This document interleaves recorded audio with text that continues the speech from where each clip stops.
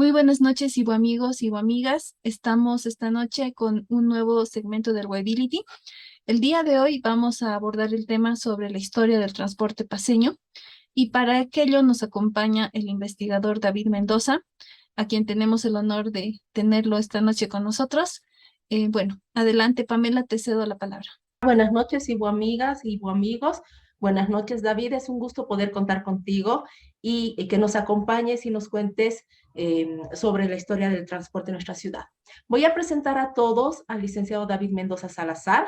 Él es sociólogo aymara, tiene una maestría de antropología cultural en la Universidad de la Cordillera, ha nacido en la ciudad de Chuquiago, Marca, es especialista en patrimonio cultural, danzas, tradiciones y folclore. Trabaja en la Secretaría Municipal de Cultura y Turismo del Gobierno Autónomo Municipal de La Paz. En la trayectoria profesional ha publicado varios libros y ensayos relacionados con la cultura boliviana, ¿no? Les voy a nombrar varios de ellos. El negro no es un color, es una saya. Todos Santos y las ñatitas.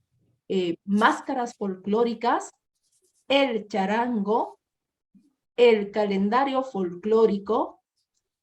El origen de la morenada 100% paseña, que este ha sido coautor con Simón Cuba y María Luisa Saux, los bordadores de trajes de morenada de Achacachi, la chola, símbolo de identidad paseña, no se baila sino más, este en coautoría con Evangeline Singh, corrígeme si el nombre está mal dicho, disculpen, la cueca paseña, símbolo de mestizaje, historia de los maestros del bordado tradicional, las cholas y cholos de Chuquiago, en coautoría de igual manera con Evelyn Sir, y ensayo sobre el pensamiento matraca, publicado en la revista Piedra y Agua de la Fundación Banco Central.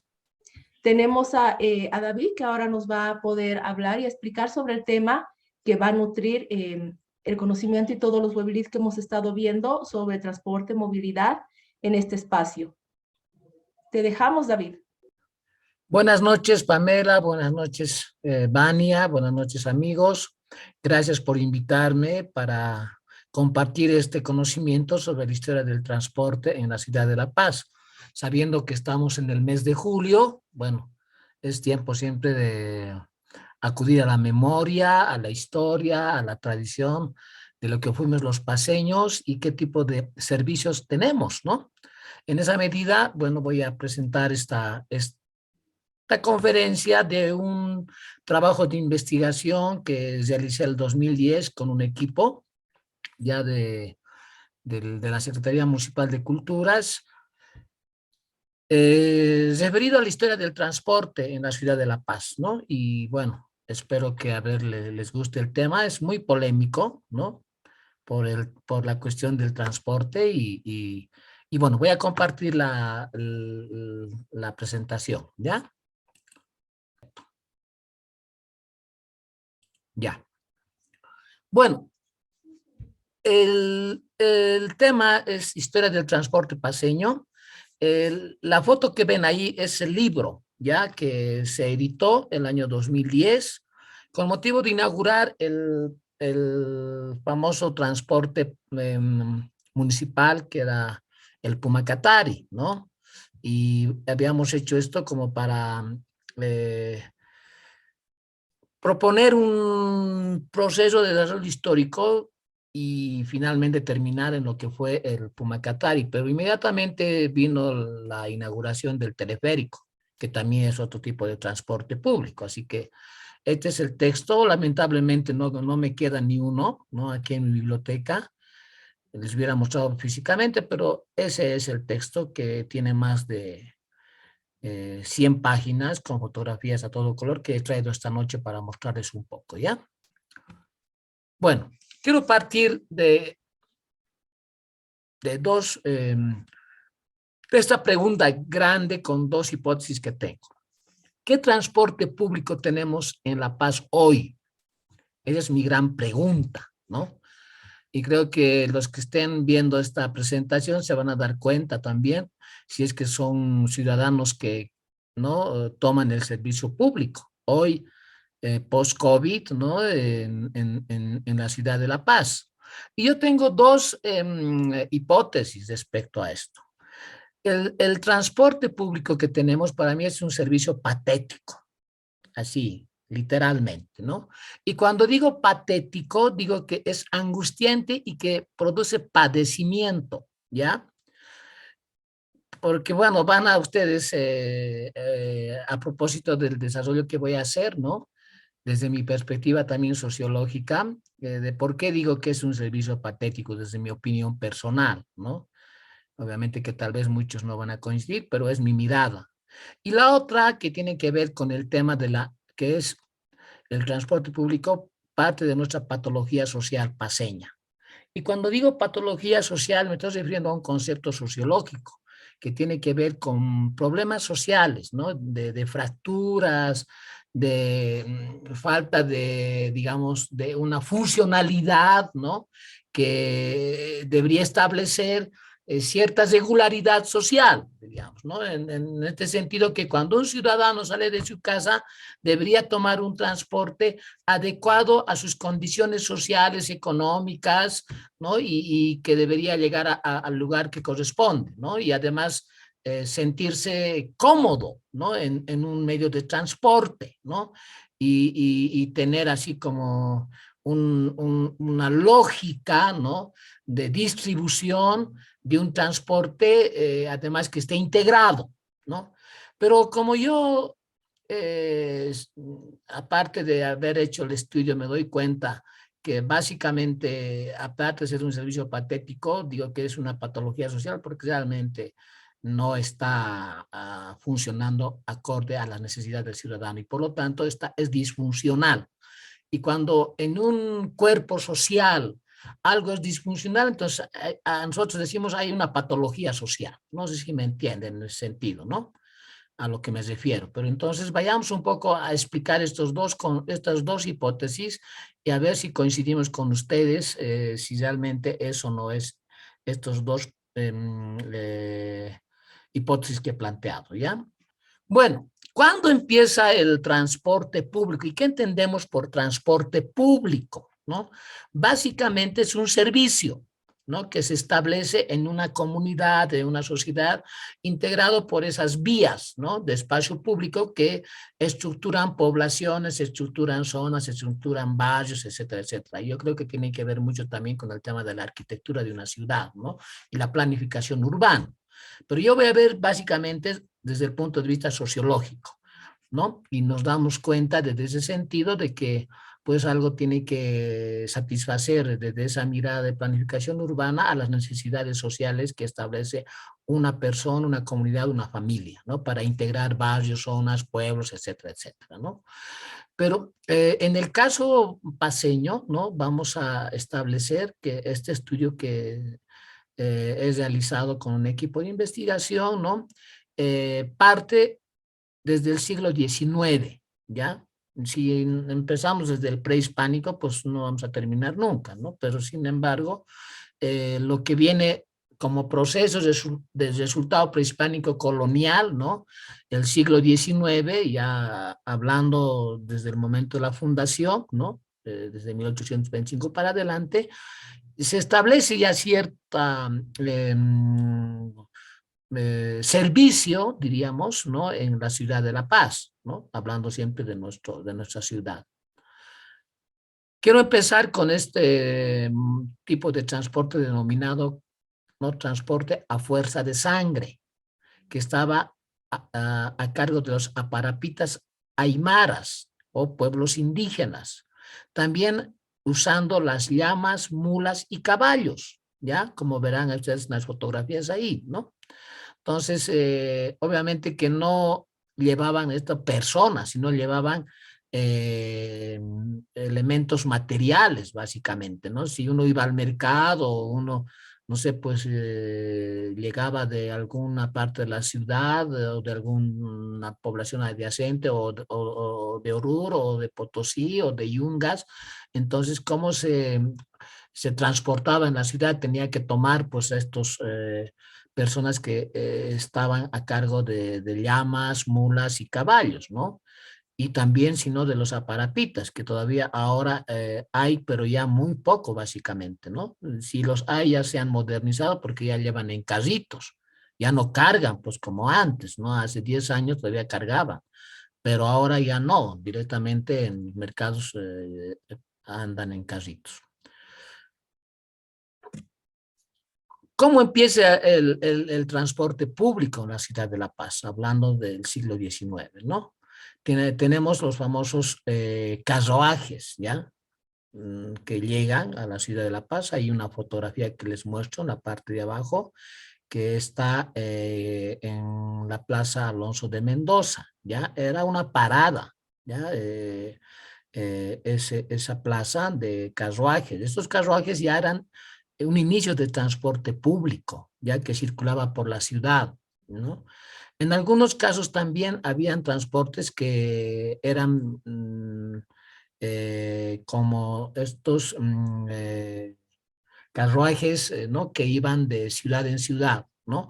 Pero también hay otro tipo de carruajes llamados coches Victoria, que usaban pues las autoridades estatales, ¿no? Los ministros diplomáticos, y eran carros básicamente lujosos, ¿no? Sobre todo la parte donde transportaban a las personas. Y además había un encargado que conducía pues el coche Victoria, ¿no? En ese sentido, las diferencias se notan claramente entre un transporte precario, ¿no? Así para el pueblo, y un transporte de lujo para la clase oligárquica, para la clase dominante, ¿no? Y ahí vemos una fotografía cerca de la Plaza Mayor, que hoy se llama Plaza Murillo, ¿no? Entonces, estos carruajes básicamente eran también en algunos casos propiedad del Estado, dicen, y en otros eran de propiedad de los ministros, presidentes o gente de clase pudiente, ¿no?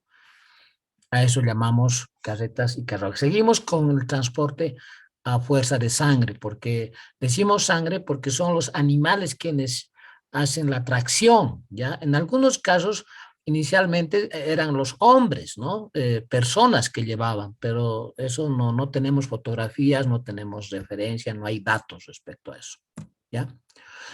Ahora vamos a hablar, así como haciendo un salto histórico, ¿no? Ya entrando a la modernidad, porque a partir de la guerra, ¿no? De la guerra federal, ¿no? Cuando se cambia la sede de gobierno de Sucre a La Paz, en la ciudad de La Paz, pues es un impulso para modernizarnos, ¿no? En 1900 comienzan a estructurar la ciudad de La Paz, ¿no? Se empiezan a establecer rutas, se empiezan a establecer ejes centrales, ¿no?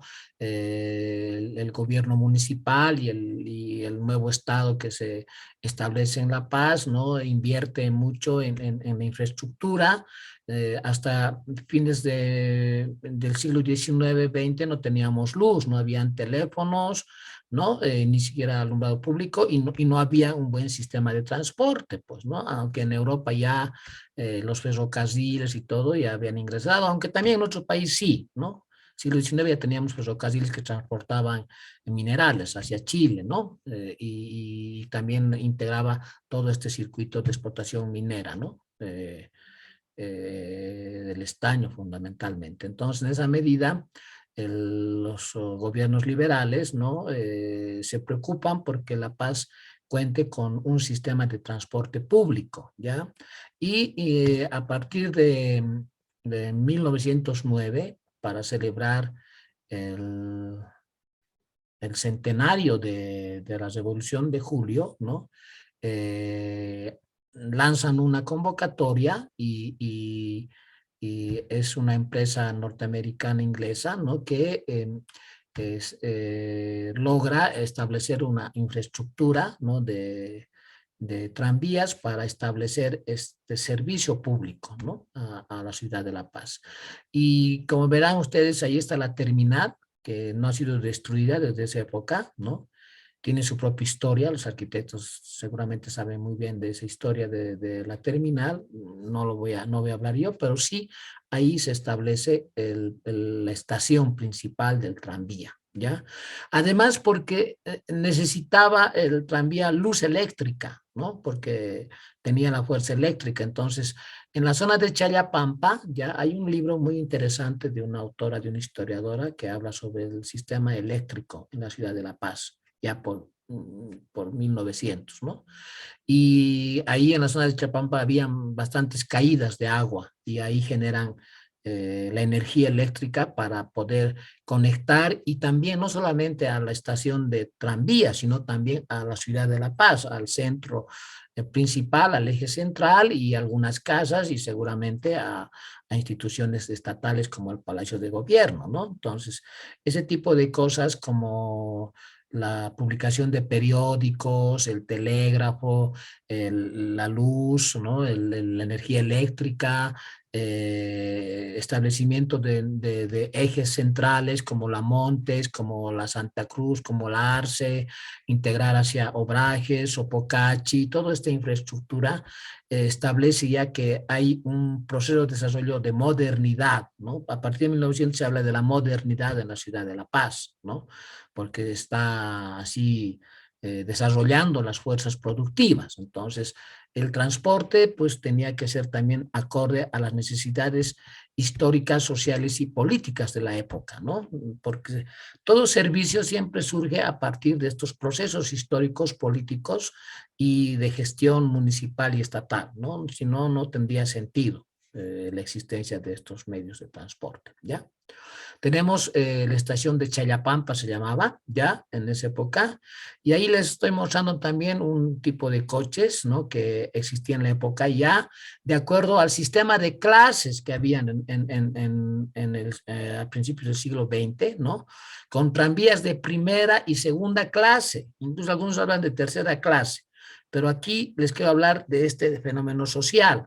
¿A qué se debía? Las tranvías de primera clase estaban y funcionaba y estaba al servicio del sector de burócratas, ¿no?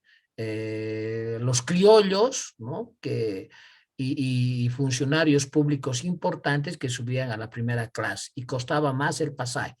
Y la segunda clase era para el pueblo, ¿no? Para personas de pollera, para mestizos, qué sé yo, para gente, pues, ¿no? Que se dedicaba al comercio, ¿no? Entonces había esa división. Ahora, en algunos estudios he leído de que la diferencia no era tanto social y racial, sino que era en algunos casos de acuerdo al pasaje, porque en primera clase, digamos, costaba como 5 pesos, ¿no? Y en la segunda clase costaba como 1 peso, por decirles algo, ¿no? 1 real, 2 reales, algo así, ya con monedas de la época. Entonces la gente pues prefería subir a la segunda clase, ¿no? En cambio, en la primera clase siempre subía la gente con mayor ingreso social, ¿no? Entonces, en esa medida también uno puede decir de manera así tal vez muy ingenua, no, había siempre una diferencia así racial, étnica y de clase, y no, nadie podía entrar a la primera clase. Seguramente no establecía la normativa, pero ya la diferencia social existía, ¿no? Porque ya les voy a contarte una anécdota que ocurrió justamente con unas cholas, ¿no? Que entraban al tranvía, ¿ya? Y mm, entraban con canastas, ¿no? Como ahora, pues las cholitas entran con sus atados, sus canastas y bueno, incomodan muchas veces a los transeúntes que van así, pues, ¿no? Bien trajeaditos, bien limpiacitos, perfumados, ¿no? Y las señoras también de vestido van así, bien elegantes, ¿no? Entonces, en una de los relatos que leí en el proceso de investigación, se establece una pugna que incluso va hasta las autoridades municipales, ¿no? De reclamos que los que tienen que ir en primera clase tienen que estar en primera clase y los que van en segunda clase tienen que estar en segunda clase, ¿no? Así no tengan usuarios, ¿no? O sea, consumidores, porque hubo esta agresión, ¿no? A una señora de vestido porque le rasgó uno de las canastas. Ojo, las canastas de esa época eran de paja, hechas así, ¿no? Así como ahora tenemos ese tipo canastas, ¿no? Construidas con carrizos, porque antes no habían cosas de plástico. Entonces, subían así seguramente del mercado o eran comerciantes que iban a usar el transporte y bueno, lamentablemente agredieron a una de las señoras de la alta sociedad y ella con la influencia que tenía la denuncia, la lleva y la arrestan, ¿no? Entonces ahí hay una subversión de las señoras de pollera, ¿no? Hasta que, bueno, establecen también alguna, incluso algún tipo de acción contra los tranviarios, ¿no? Mandando cartas, etcétera, etcétera, de que también las mujeres de pollera tienen sus derechos, ¿no? Como cualquier otra persona, pero bueno, estamos hablando de 1920, 25, 30, porque el tranvía surgió en 1909, como les decía, entonces todavía hay esas diferencias fuertes de clasismo en la ciudad de La Paz, ¿ya? Bueno, como les decía, se inauguró en 1909, estamos en la línea 1, 2, 3, ahí están los tranvías por la Comercio, hoy ya pues no hay esa calle así como vemos ahora, ¿no? Y la otra está bajando hacia la 6 de agosto, ¿no? Y la otra bifurcación es la Arce. Y vean cómo la gente, pues como ahora también tal vez, ¿no? Bueno, ahora no tanto, pero hace unos 10, 15 años colectivos eran así, ¿no? Llenados por la gente así en las puertas y entrando como puedan, pues, ¿no? Entonces, este tipo de transporte fue muy importante en una época, ya por lo menos durante unos 30 años, ya que duró así el uso del transporte de tranvías, aunque ya voy a hablarles un poco por qué surgió la crisis de los tranvías, ¿ya? Después de que entraron el servicio de automóvil a la ciudad de La Paz, porque ya pues en Europa también se inventó este transporte ya a motor, ¿no? Y obviamente que llegó a La Paz, pues, ¿no? Les voy a hablar ahora también del sindicato de tranviarios, ¿ya? En, en 1924, ¿no? Se organizó esta Federación de Tranviarios, ¿no? Aquí en la ciudad de La Paz. Vean sus uniformes muy elegantes, así tipo militar, ¿no? Eran así hombres bien trajeados, ¿no? Además tenían cierta preparación, eran gente mestiza, algunos de origen criollo, ¿no? Y además gente formada, ¿no? En la instrucción pública, dicen, ¿no? Eran una clase obrera aristocrática, diríamos, para la época, ¿no? De los cambiarios, porque tenían que saber, pues, todo como para poder manipular esos tranvías, ¿no? Entonces, esta Federación de Tranviarios tuvo mucho peso. Durante la investigación, pude encontrar al señor Alfredo Mercado, de 96 años, para mí el último tranviario, quien me contó muchísimas cosas en las entrevistas que le hice, ¿no? De historia oral para el libro. Y bueno, este señor vive en el Alto, ¿no? Y ya, les digo, el 2010 tenía 96 años. Hoy día ya tendría que tener más de 100, ¿no? Y yo pienso de que para mí ha fallecido, ¿no? No sé la verdad que ha pasado con este señor, pero bueno, vaya a saber si sigue todavía vivo, ¿no? Pero lo que me contó como anécdota este señor era que, no, bueno, en el libro van a ver su entrevista, es así muy anecdótico. Además, la entrevista fue un poco bastante dificultoso porque no escuchaba ya bien Y cuando le mostré las fotografías, porque esa era mi estrategia también de la entrevista, porque como no escuchaba, entonces acudí a las fotografías, ¿no? Imprimí varias fotografías de los tranviarios y de los tranvías, y ahí sí el señor me contó con lujo de detalles muchas cosas de lo que pasaba en el sistema del transporte de los tranvías, ¿ya? Hasta que, bueno, ellos tenían sus derechos sociales, sindicales, ¿no? Era así como diferentes a los choferes, se peleaban con el transporte ya a motor. Es decir, el señor básicamente así emocionado me contó cómo era la vida de un tranviario en la ciudad de La Paz, ¿no? Y lo que más me acuerdo, pues la emotividad con la que contaba hasta las lágrimas, ¿no? De que haya desaparecido para esa época, el 2010, los tranvías y hayan quedado nada más que como un recuerdo, ¿no? Y bueno, hoy día no tenemos, creo que ni un tranvía, porque yo estaba buscando un tranvía así en la ciudad de La Paz, donde habían llevado, decían que había uno en la zona de Obrajes, fui, no había, me decían que era ahí en la terminal, también de ferrocarriles no había, y no sé la verdad, no, había así uno, creo que en el Montículo, la verdad no encontré uno así parado en el tranvía, ¿no? Ya. Después del tranvía vienen los autos, ¿ya? Pero antes quiero decirles lo siguiente, el sistema de tranvías estuvo a cargo de una empresa norteamericana inglesa, ¿ya? Eran los que operaban técnicamente y administrativamente todo el sistema de tranvías porque habían ganado una licitación. Entonces no estaba a cargo del gobierno municipal, era un tranvía privado por si acaso. Ya era un tranvía privado. Y todo el personal técnico, ¿no? Que necesitaba en algún caso de los desperfectos eran totalmente extranjeros. Obviamente que ellos enseñaban a obreros nacionales que aprendían, ¿no? Cómo arreglar el transporte. O en algunos casos también de la universidad salían ingenieros, ¿no? Como para poder dar el servicio. Entonces, hasta 1950, ¿no?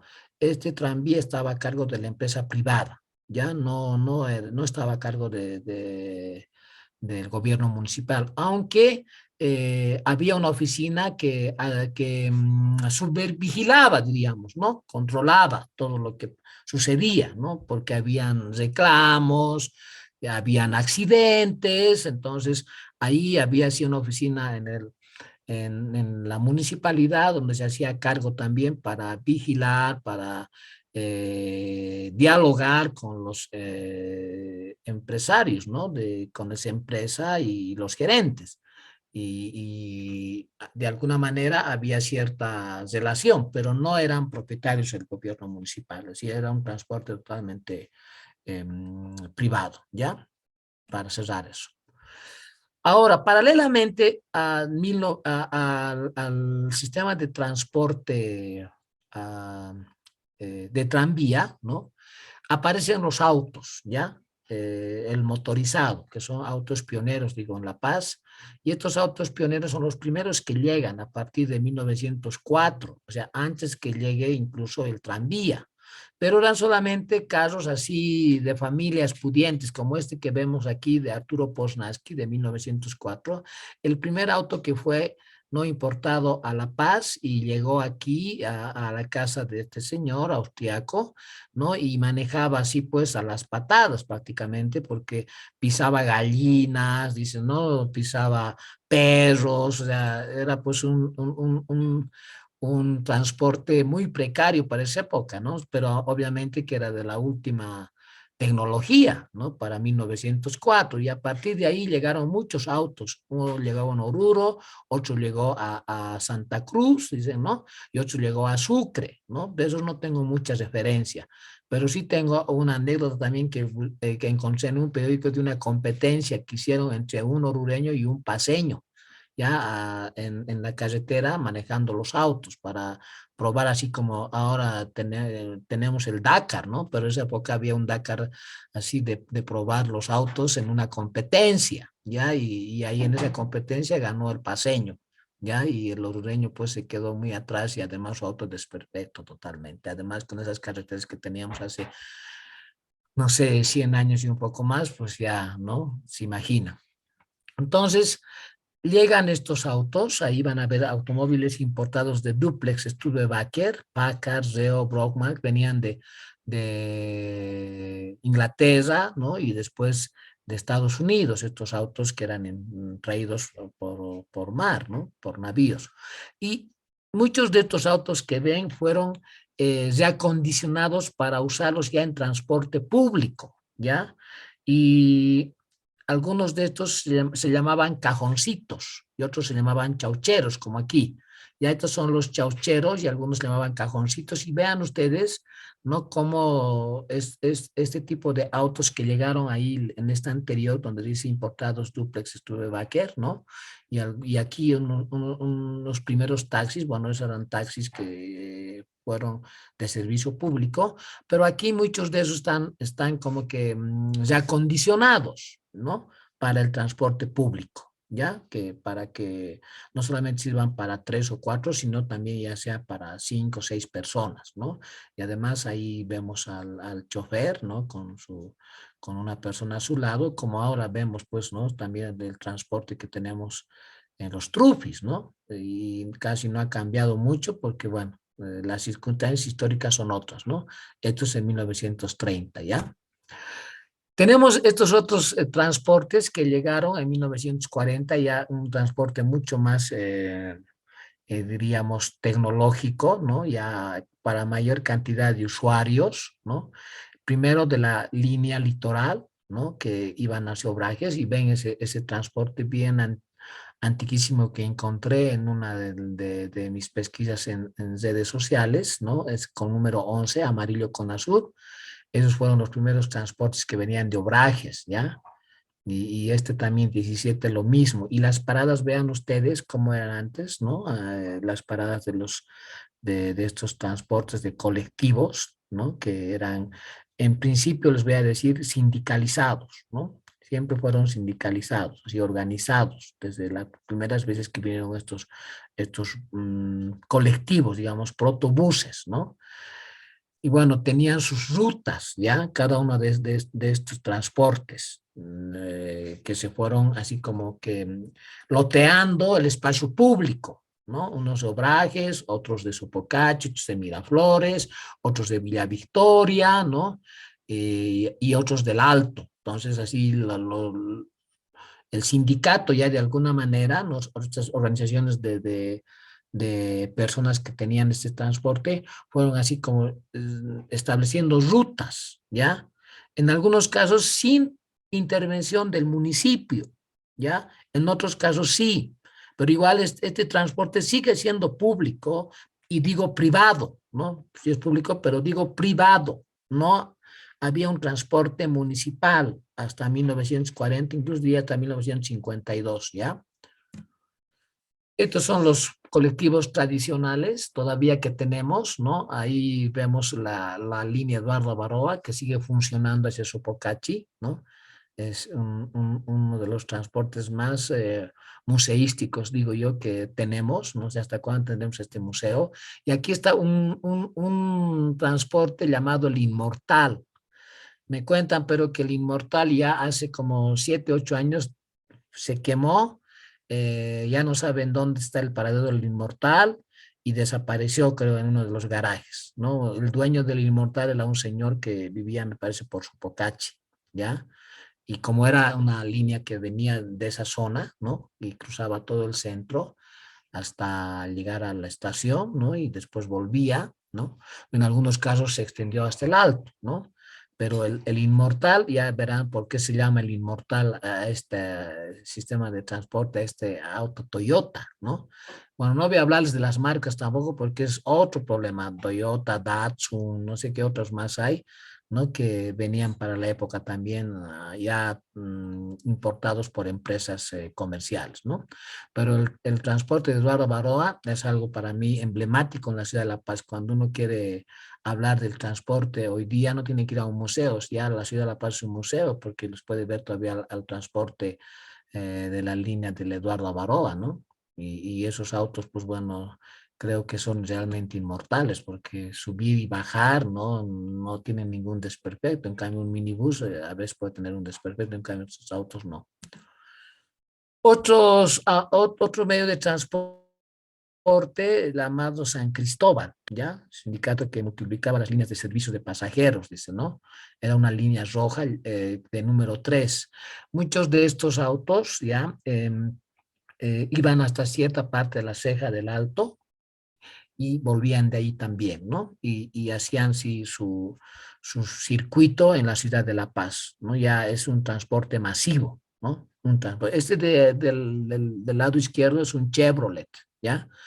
Estos son autos que ya básicamente no se ven, ¿no? Tal vez ahí en alguna de las zonas, en unos garajes así que está así como olvidado, ¿no? Pero esto se ha recuperado básicamente de páginas antiguas que se ponen en el Facebook, ¿ya? Y algunos me ha dado otras personas que son también aficionados a hablar sobre el transporte público.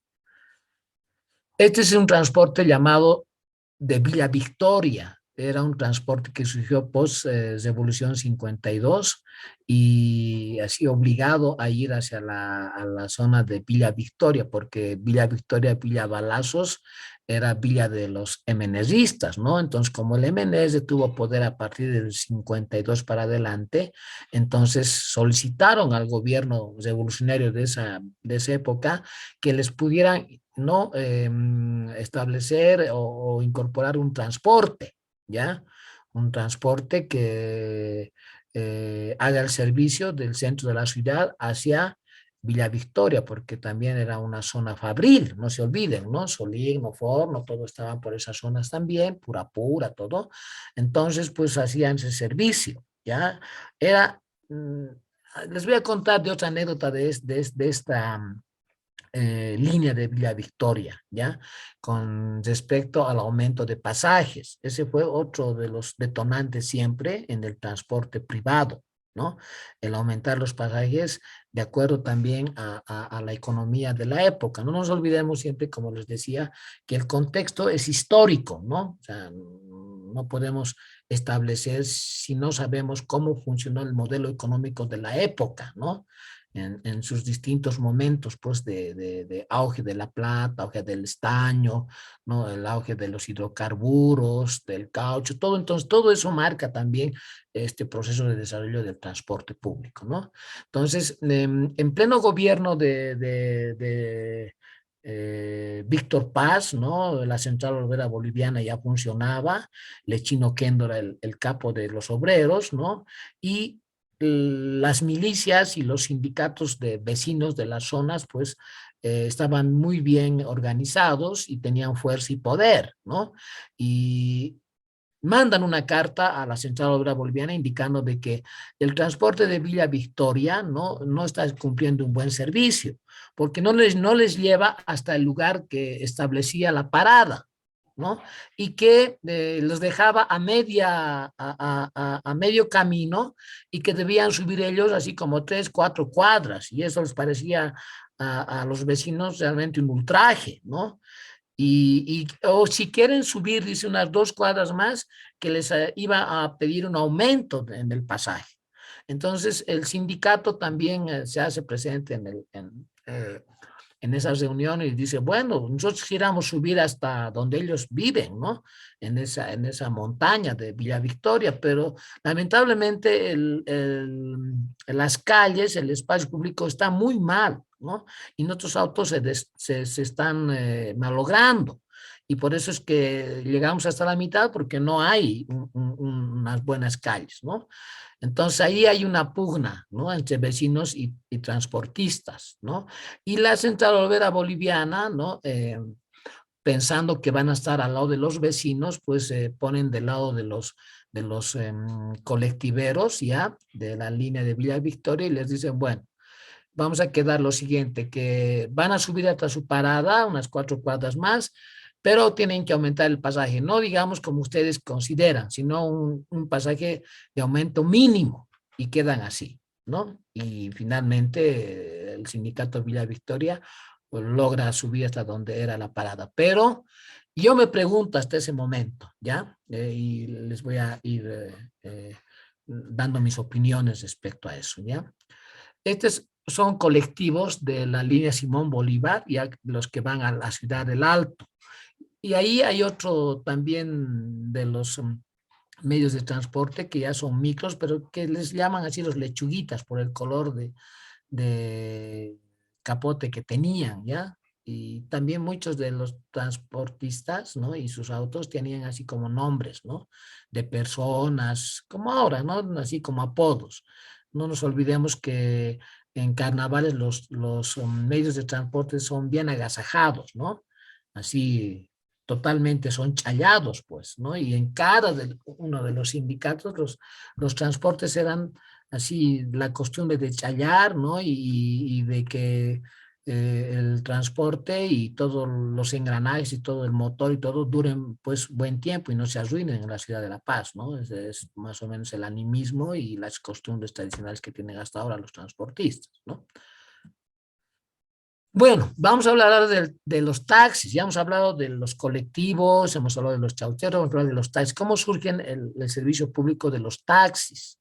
Como hemos visto antes, habían unos taxis también, ¿no? Para gente pudiente, y ahí también vemos una flota de unos 3 taxis, ¿no? Que estaban al servicio, pues, de seguramente ministros, burócratas, gente, pues, importante en la ciudad de La Paz, porque ahí no subía una señora de pollera, ni una indígena, ni nada, sino, pues, tenía también su precio. Y el primer servicio de taxis fundado fue el sindicato Primero de Mayo, ¿ya? Ese fue emblemático, ¿ya? Entonces fundaron así por 1930 más o menos, ¿no? Y son los que prestaron por primera vez servicio, así público, privado y personalizado, diríamos, ¿no? Ese es el tema para el transporte de los taxis. Bueno, fueron primero así descapotados, luego ya con capote, y bueno, ven ahí abajo el transporte litoral, que seguramente hacia Obrajes, ¿no? Si alguno vive por ahí, va a preguntar que estos siempre eran los primeros trufis, ¿ya? Hacemos un salto así también histórico, 1952, 1960, ya, y entramos a la época de las dictaduras, ¿no? De Banzer, ya, y aparecen los famosos micros, ya.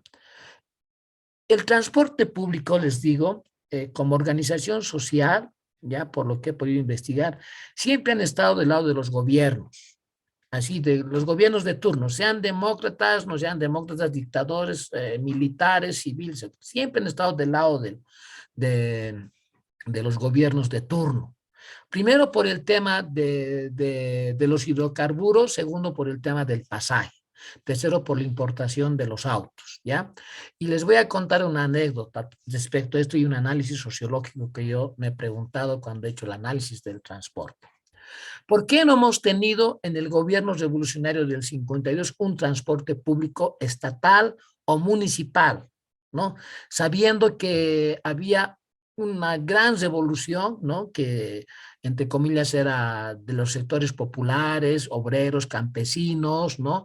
Devolver la dignidad a las mujeres, etcétera, etcétera. Era un gobierno básicamente que derrotó a la oligarquía minero feudal, ¿no? Y era un gobierno antiimperialista, un gobierno nacionalista y con un tinte de sectores populares, ¿no?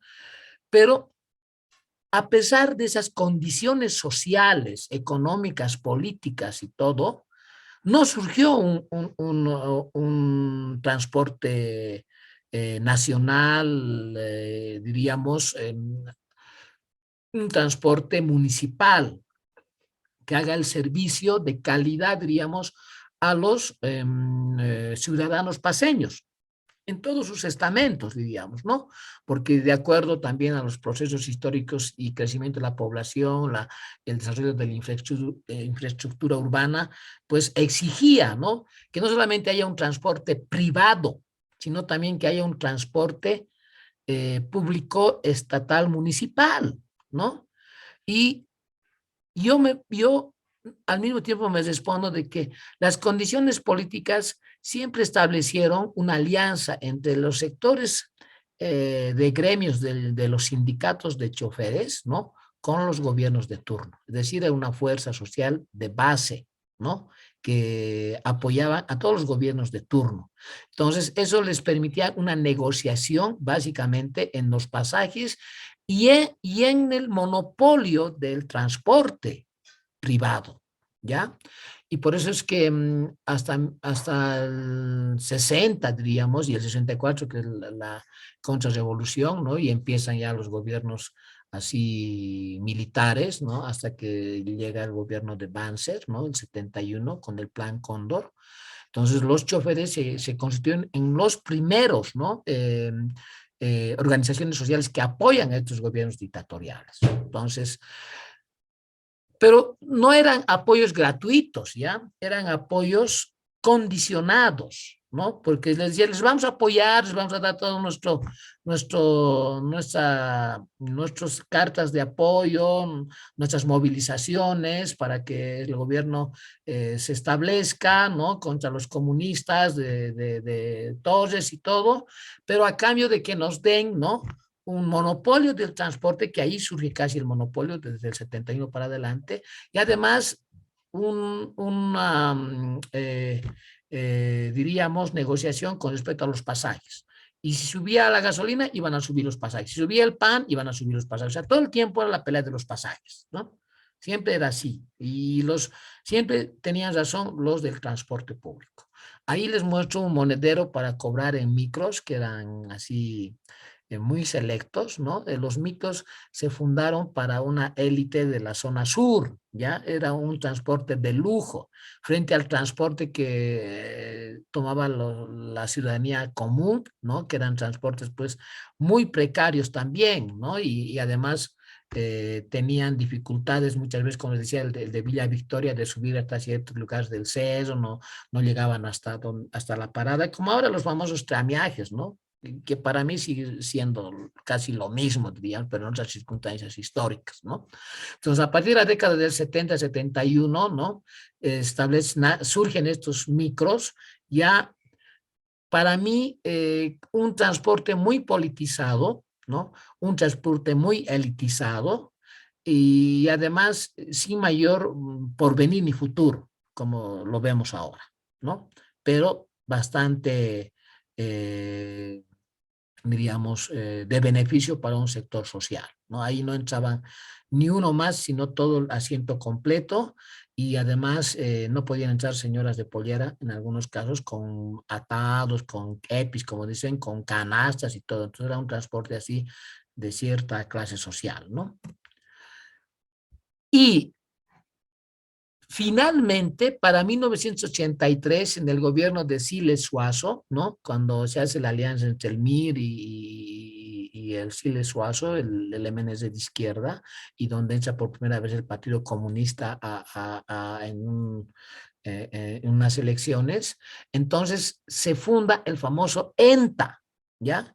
Es un primer intento de un transporte público estatal y municipal, ¿no? El ENTA así es proyectado justamente por las demandas que había, ¿no? Y además por los sectores populares, la Central Obrera Boliviana y todos los sectores sindicalizados cuestionan pues la actitud de los choferes y cómo se habían aliado con un gobierno dictatorial, el más sanguinario que tuvimos, ¿no?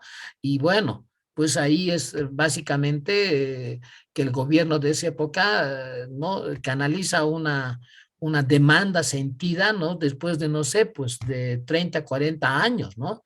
Y finalmente se funda ENTA, ¿no? A pesar de siempre el rechazo que tuvo de los distintos sindicatos, de las distintas líneas privadas que había. Y les comento lo siguiente, el espacio público en La Paz básicamente era manejado por los gremios de sindicatos de las líneas, ¿ya? De estas del litoral, Eduardo Barroa y todo aquello. Eran así como propiedad privada esas calles y todo ese circuito que circulaba. Si algún, no sé, nueva línea quería entrar, ¿no? Básicamente eran echados, ¿no? Era así como una batalla campal. ¿no? Y además dicen en muchos casos con fusiles en mano, ¿no? De que ese terreno era del 2 y no había otra línea más que iba a estar ahí, ¿no? O sea, había un monopolio del espacio público. Entonces, por lo tanto, ¿no? Todas las líneas tenían sus rutas ya establecidas. Ni siquiera el municipio podía meter ni podía modificar eso, ¿no? Excepto que estuviese arreglando una calle, etcétera, pero esto estaba a merced básicamente de estos sindicalizados. Ese era básicamente, les digo, el resultado. Y finalmente, después de Lenta, que fracasa, ¿no? Por circunstancias políticas también y por incluso por los mismos choferes que fueron contratados en Lenta y que fueron, dicen en algunos casos, ¿no? Contratados para arruinar los autos, ¿ya? ¿No? Desde adentro y desmantelarlos y así hacer fracasar este ENTA. En algunos casos tengo algunos testimonios que no he querido colocar por temor a los que me contaron respecto a cómo sabotearon todo el ENTA para que fracasara y bueno, finalmente pues se cesara el ENTA, ¿no? Y llegamos a la década del 80, el 85, la gran depresión que tuvimos, ¿no? Las relocalizaciones en el sector minero, tuvimos el ajuste estructural, el 21060, la economía neoliberal, y ya saben ustedes en qué acabamos, ¿no? Entonces surgieron estos tipos de minibuses o casis, ¿no? Este fue para mí el inicio del chenco total del transporte de pasajeros. Ya el transporte libre también fue una conquista porque como había transporte monopolizado a la década del 70 y parte del 80, entonces ya para esta época, ¿no? Del 85, 90 ya pues hubieron bastantes demandas de nuevas líneas y obligaron al gobierno a dictar un artículo de declarar el transporte libre, ya no más el transporte sindicalizado. Entonces fue una conquista, pero nada más que para que surjan más líneas, ¿no? Con este tipo de transporte, para mí, que desde mi visión es el transporte de a la cita, ¿no? Totalmente. Y para mí ya es el chenco total del 85 para adelante. Y finalmente surge el transporte municipal, el llamado transporte Pumacatari, que para el municipio era realmente un proyecto muy novedoso, ¿no? Y que no quería repetir los errores del EMTA, pero este transporte, como saben ustedes, no fue fácil incorporar, ¿no? En la época del Lucho Revilla, ¿no? Fue toda una lucha así de negociaciones y bueno, ustedes vieron que el 19 pues los quemaron a gran parte del transporte del Pumacatari, ¿no? Y eso no es una cosa así de casualidad o por el tema que tuvimos, ¿no? Así de este conflicto político, ¿no? El transporte público siempre ha sido así como el transporte, digo, estatal, municipal, siempre ha sido así como una especie de guerra, ¿no?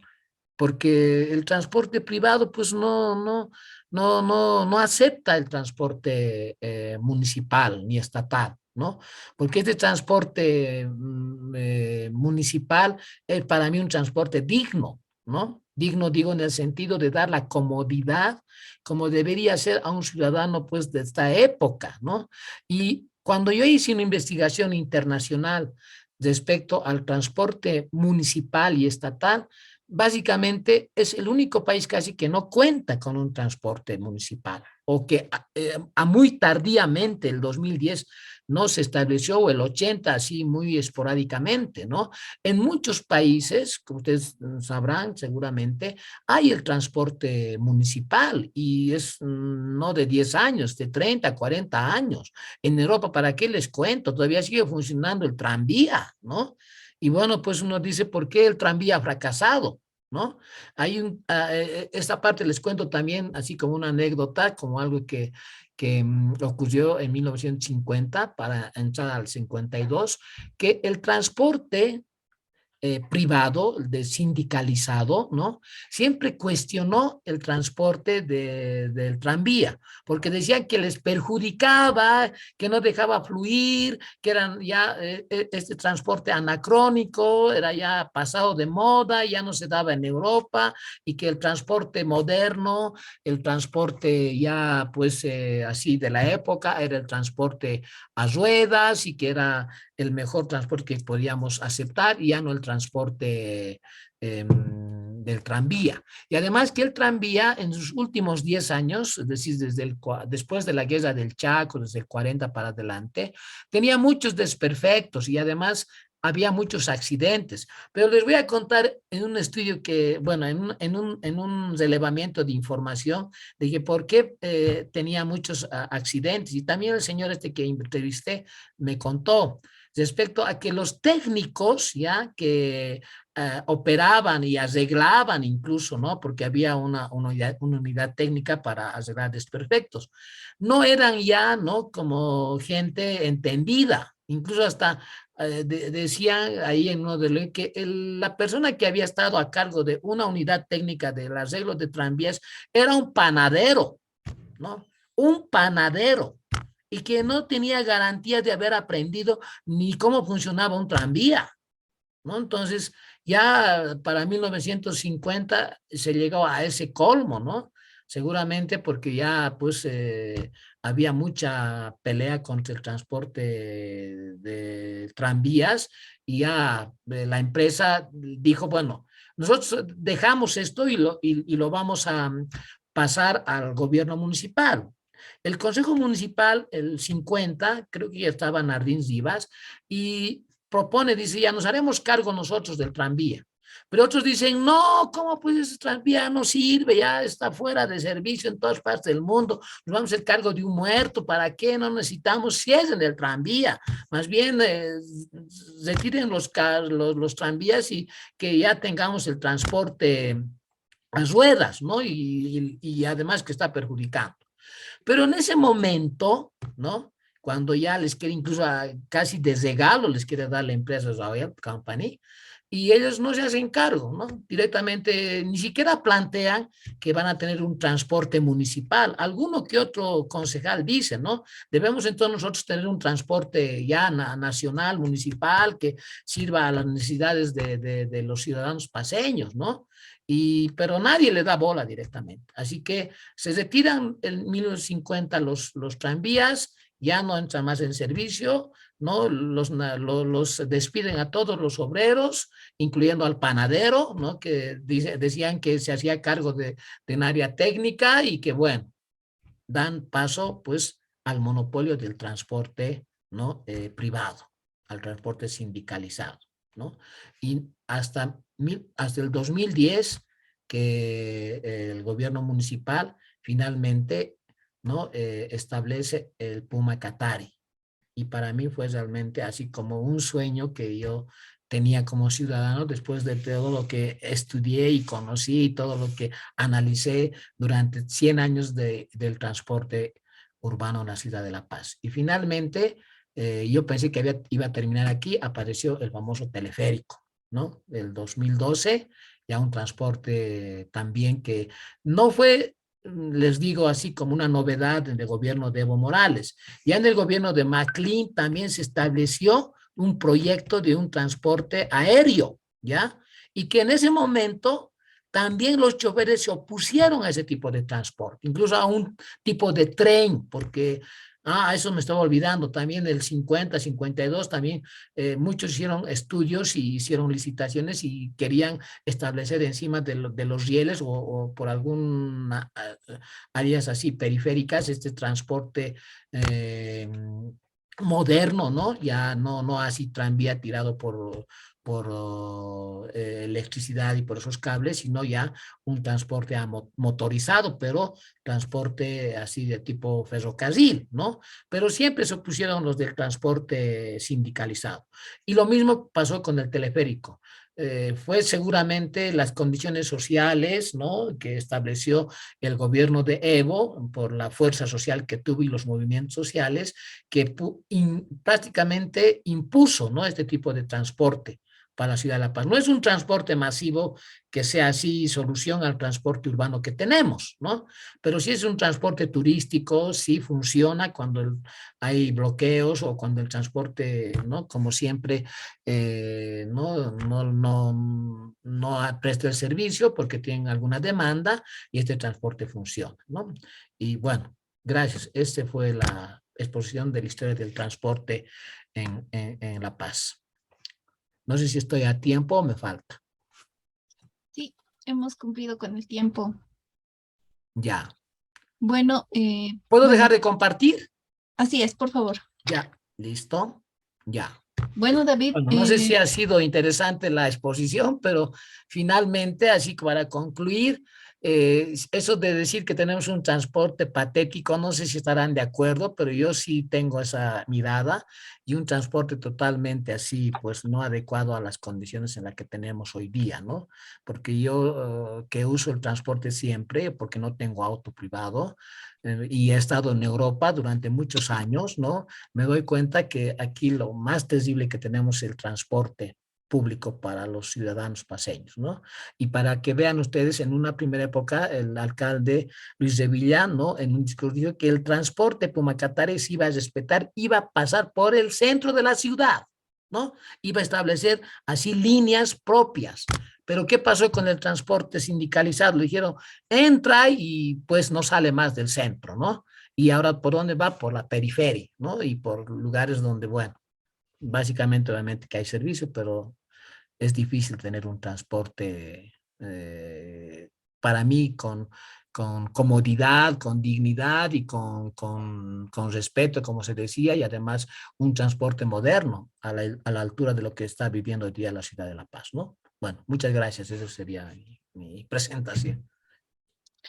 bueno, muchas gracias, David. Ha sido interesante este viaje por la historia desde la época antigua y me llama mucho la atención que el concepto de transporte ha ido cambiando y pues ahora ya se maneja el concepto de movilidad dentro del proceso de planificación urbana, algo que antes no se tomaba en cuenta. Me llama la atención esta explicación que hace sobre el tema de las élites, de quienes podían acceder a este servicio que en la época actual, pues ahora tiene un alcance mucho más grande, ¿verdad?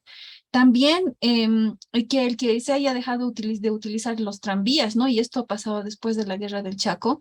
Y justamente después de dejar esta utilización del transporte, viene el tema de transporte sindicalizado, el cual habría que hacer una evaluación contemporánea de cuáles son los beneficios, cuáles son los elementos que han constituido parte de la planificación urbana desde lo sindicalizado, ¿no? Si es que ha habido algo, un avance en respecto a lo que teníamos anteriormente.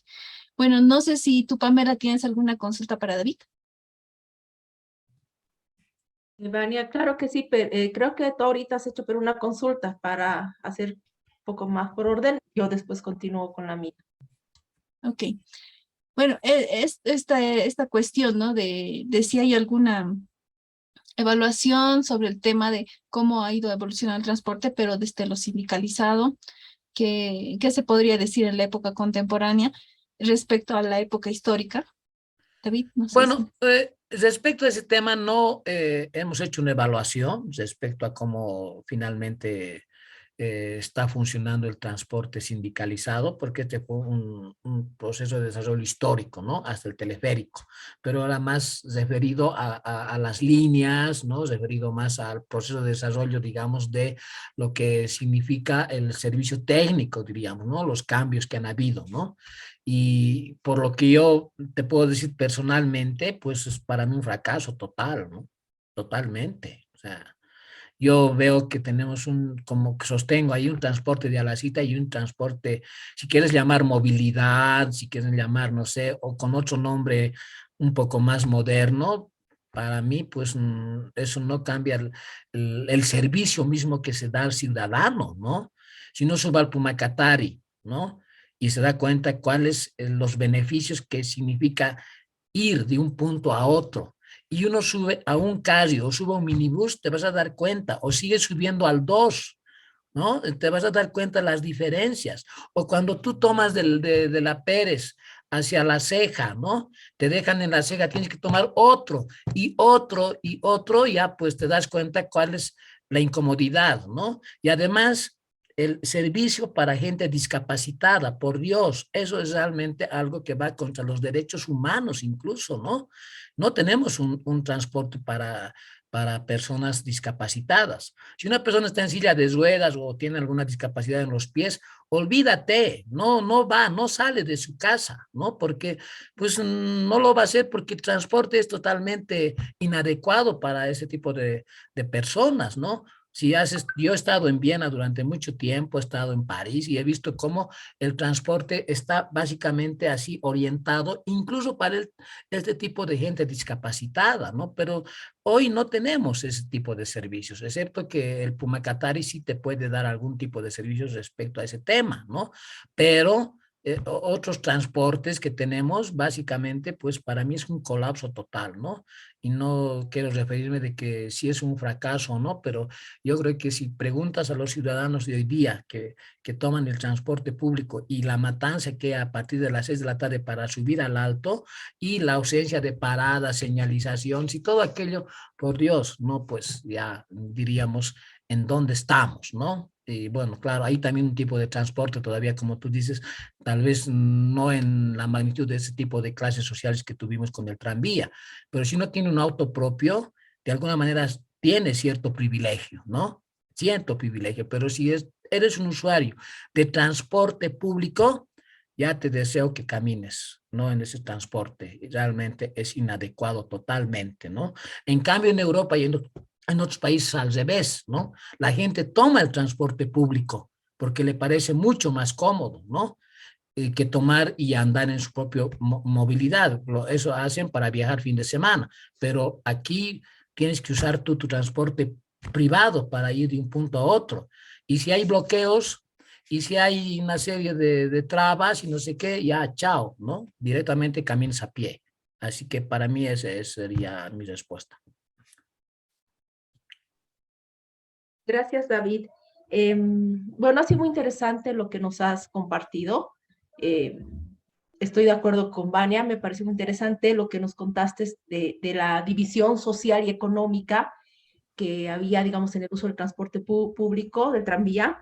Creo que es muy importante comprender la situación y el proceso de desarrollo de un sistema de transporte para poder entender la situación actual. En este aspecto, David, ¿cuál, desde tu mirada, consideras tú que ha sido un momento clave o un momento de inflexión en este proceso de la historia del transporte que ha hecho que la balanza, digamos, gire tan abruptamente a que ahora predomine el transporte sindicalizado en este proceso, en esta historia? Eso comienza básicamente desde el establecimiento de las líneas originales. Pónganse el ejemplo litoral, el Eduardo Baroa, ¿no? ¿Y por qué llevan Eduardo Baroa? He tratado yo de preguntarme, ¿no? Y la línea litoral, ¿ya? Es acudir a la sensibilidad patriótica de los ciudadanos, ¿no? A una línea llamada Eduardo Baroa porque hace referencia a un héroe ¿no? de la guerra que tuvimos contra Chile, ¿no? ¿Y cómo vamos a atentar contra ese tipo de transporte que tiene ese nombre tan emblemático, cívico y anhelo paseño, ¿no? Entonces nadie va a ir a tirar una piedra contra un auto llamado Eduardo Baroa, ¿no? Entonces, hasta ese tipo de cosas que son bien ideológicas y bien sutiles han servido como para establecer una hegemonía ya sindicalizada. Yo diría que ahí ha habido una falta de gestión municipal, una falta de gestión estatal, ¿no? De poder establecer un reglamento, no sé, pues de uso del espacio, porque ¿quién es finalmente el dueño del espacio público en la ciudad de La Paz? La alcaldía. Hay además, no sé, pues un ministerio de transportes, hay una unidad de transportes del municipio que deberían estar estableciendo las rutas, pero a ver si, no sé cuánta influencia tendrán, ¿no? Pero la función, diríamos, y el poder, yo diría, del transporte sindicalizado siempre se ha establecido desde sus inicios. Y como te digo, su clave, diríamos, sus puntos de inflexión siempre han sido los momentos de transiciones y de cambios de gobierno, porque han estado siempre al lado de los gobiernos que han, ¿no? Establecido cierto turno en el poder. Entonces, pues un presidente nuevo, no sé, que quería tener una base social, la COB les rechazaba, los sindicatos les rechazaban, etcétera, pero el cuerpo sindicalizado ¿no? de transportistas les apoyaba. Pero frente a eso también había otro, que era el cuerpo de sindicalizados de los choferes, porque incluso hasta en el tema de la propiedad, ¿no? Del transporte, es así también miniatura. Es decir, no hay no sé, pues un mamani que tenga 20, 30 carros, digamos, ¿no? Sino que son familias que tienen dos, tres, y son así como alianzas familiares que se establecen entre líneas, ¿no? Hubiera sido bien que, como en Estados Unidos creo también, o en Europa que he estado, son empresas en realidad, ¿no? No son personas, son empresas, consorcios, que tienen 30, 40 autos, ¿no? Y que después contratan obreros. Aquí contratan obreros que son sus ahijados, sus sobrinos, sus hermanos, entonces ya te darás cuenta también cómo es ese proceso, digamos. A veces los choferes, ¿no? Que ganaban por día, ¿no? Para manejar los autos, se oponían para la subida de los pasajes, ¿no? Y en cambio los dueños decían, bueno, ya no vas a trabajar entonces en mi línea directamente, si estás contra nosotros. Entonces los tenían también como bajo su dependencia, es decir, nos apoyas, vas a trabajar, si no nos apoyas, no vas a trabajar. Entonces ahí te das cuenta ese tipo también de dominios que han habido, así que yo creo que este dominio y predominio de los transportistas desde la línea sindical, hoy día, bueno, ya hay transporte libre, ¿no? Creo que ha sido a raíz de una institucionalidad muy débil que hemos tenido entre los paseños, tal vez desde la alcaldía o desde el mismo gobierno. Ha sido muy débil, básicamente. Entonces, diríamos, ese clientelismo que ha funcionado ha beneficiado para mí siempre al transporte privado, ¿no? Y no hacia el transporte público, ¿no? Ya, pues, te dije hace rato, si los Puma Cataris han sido quemados, no han sido quemados por angelitos, ¿no? Algo habrá detrás de eso, yo no sé, no quiero echar la culpa, pero la historia me enseña que es la primera vez que ha pasado, ya ha pasado muchas, o sea, dos veces con el EMTA y con los Pumacataris, ¿no? Y hoy día los Pumacataris siempre tienen cierta roncha, ¿no? Alguien del sindicato dice Pumacataris y te mira así con una bronca, ¿no? No es como en otros países, Pumacatari, qué bien, ¿no? Que haya una competencia, ¿no? Del mejor servicio, ¿no? Y además siempre el transporte institucional nunca ha ido a la ganancia, ya siempre ha ido a dar un buen servicio de calidad al ciudadano. Y además estaban subvencionados en todas partes del mundo. El transporte municipal no gana, no va al lucro, sino va al beneficio y al servicio del ciudadano, ¿ya? En cambio, obviamente, si tú tienes tú tienes tu trufio o tienes tu minibús, tienes que ir siempre al lucro. Entonces te quedas en una esquina 2 horas, ¿no ve? Hasta llenar el minibús, ¿no? En cambio, el transporte municipal, pues va en hora, así vaya uno, va en hora, ¿te das cuenta? O sea, el servicio es totalmente distinto, el concepto es totalmente distinto, los derechos humanos para tomar la movilidad totalmente distinto, ¿no? Así que para mí no hay comparación, ¿no? Así que, bueno, ya te digo con eso todo. Muchas gracias. David, ¿qué nos puedes decir sobre este tema del transporte, pero articulado ahora sí a una región metropolitana, un área metropolitana como es el Alto? Em, ¿Desde qué momento se hace más fuerte este vínculo? Bueno, después del 52, básicamente, había unos rapiditos que subían de la Pérez hacia el Alto, ya hasta la Ceja y un poco más allá, ¿no? Pero nunca ha habido un transporte articulado. No tenemos un sistema de transporte. ¿Qué quiere decir un sistema de transporte? Un transporte metropolitano entre varios municipios incluso, ¿no? La gran metrópoli de La Paz, rodeados por varios municipios. No hay. Se ha querido hacer, por ejemplo, con el teleférico y con el Pumacatari, ¿no?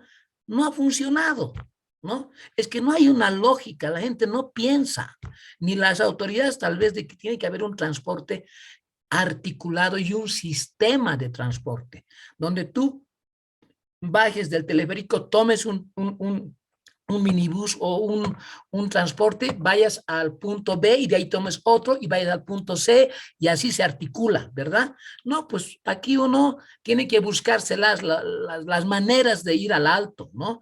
Te dejan en el alto, ¿dónde? En la ceja, ¿no ve? Ahí donde Electropaz. De ahí te dice, hasta aquí, señores, ¿y tú qué haces ahora? ¿Qué hago? ¿No? ¿Cómo voy a la terminal de buses interprovincial? Te tienes que tomar otra movilidad y no sabes si ese va o no va, porque bueno, sus famosos, hasta la señalización, los colores, la identificación, por Dios. No, yo creo que aquí la paro porque voy a seguir poniéndome, no, así muy mal realmente, ¿no? Este es el tema para mí el más ingrato, por eso para mí yo digo es un patético prácticamente. No quisiera hablar porque cada vez que subo a un minibús me acuerdo del estudio y les cuento a mis ocasionales pasajeros de cómo era el transporte y por qué estamos aquí en este transporte así, ¿no? Doblados en dos, tienes que subir de rodillas al transporte, ¿ya? Para bajar tienen que bajar 10 por delante tuyo y tú recién tienes que bajar, por Dios. ¿En qué país estamos? Pues, ¿no? Yo no sé la verdad. Es un poco complejo para mí esto. Pero yo sé que el ciudadano tiene la culpa, no sé quién tendrá la culpa finalmente, tal vez los demonios que te llevamos cargados o qué castigo estaremos recibiendo, pero ojalá que el transporte con el Pumacatari y otro transporte que realmente articule ese sistema, ¿no? Vamos a poder tener un transporte digno, un transporte así significativo y un transporte social que establezca toda esa democracia que hay incluso entre los discapacitados, la tercera edad, los niños, todos, pues, ¿no? Tenemos que tener acceso a un transporte saludable y con comodidad, ¿no? Y para mí eso es muy importante. David, para finalizar un poco y cerrar la noche, ¿cuánto consideras tú que tanto mi teleférico y el Pumacatari han impactado, ha aportado en una de las hipótesis que nos decían, en esta patología social de transporte? ¿Cuánto crees que ha impactado estos nuevos sistemas que, bueno, ya están funcionando desde el 2014, ¿no? Me parece que ha sido positivo. Te digo, ha arreglado algo esa patología social. Yo cuando subo al transporte del Pumacatari me siento feliz, contento, voy, feliz realmente, ¿no? Pero subo a un minibús muchas veces y ya, pues, ¿no? Desde la música que te ponen, ¿no? Y a veces desde la falta de higiene muchas veces, ¿no? Y ya, pues, ya te das cuenta la diferencia. Y cuando subo al teleférico, digo, wow, esto sí es la paz que quisiera ver siempre, ¿no? Así, súper. Y me gustaría que cuando bajo del teleférico pudiera tener ahí el Pumacatari para que me lleve a la zona que yo quiero, ¿no? O sea, y ya diría, wow, no necesito caminar más. Si soy una persona discapacitada, ya no necesito estar contratando 10 taxis, ¿no? Sino directamente pasar de un transporte A a un transporte B. Yo creo que tanto el Pumacatari, ¿no? Que ojalá siga siendo, yo soy un fan del Pumacatari, me encanta el Pumacatari, yo he ido así siempre a hacer mi gran base por el Pumacatari, no es que sea trabajador del gobierno municipal, sino como ciudadano, ¿no? Me siento muy feliz con Pumacatari. Y más aún con el teleférico, ¿no? Más aún todavía, ¿no? Y en esa medida yo creo que para mí, si establece una nueva institucionalidad, ese sistema de movilidad que integre toda la metrópoli, no solamente de La Paz, el Alto, Viacha, no sé, pues Mayasa, y todo esto sería realmente un transporte de lujo, te digo. Ni siquiera decir un transporte súper moderno, sino transporte de lujo. Así que yo por lo menos tengo la esperanza, ¿no? De que haya un buen transporte, ¿no? Incluyendo al transporte también de minibús, tal vez está establecido en la ciudad a la cita, ¿no? Pero bueno, algo hay que hacer también respecto a eso y yo creo que tampoco no todo el transporte público de los minibuses es malo, también es bueno, no es que no, ¿no? Pero bueno, podríamos tener un transporte mucho más adecuado a la ciudad que tenemos, ¿no? Bueno, David, muchas gracias. Ha sido un viaje muy interesante por la historia. Todas esas imágenes que nos mostrabas, fotos en blanco y negro y ahora esta evaluación que haces al tema del transporte contemporáneo y seguramente viene una parte histórica mucho más extensa porque las ciudades van creciendo y se van articulando entre sí.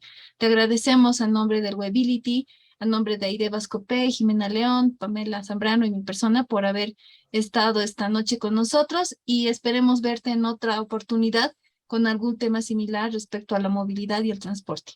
Muchas gracias, David, por tu participación. Muchas gracias a ustedes por escucharme y espero que esto les haya servido para reflexionar también un poco sobre el tipo de transporte que tenemos y podamos también a partir de los que estén escuchando solucionar, ¿no? De alguna manera y establecer esas líneas, ¿no? Pues tenemos arquitectos, creo 1.000.000, ¿no? Y también planificadores y tenemos ingenieros, ¿no? Pues bueno, ¿qué nos hace falta? Nada, una voluntad política, estatal y creo vecinal y que podamos pues tener un buen transporte como merecemos los paseños, ¿no? Y no paseños. Muchas gracias y buenas noches. Muchas gracias, David. Buenas noches, Vania. Buenas noches a todos.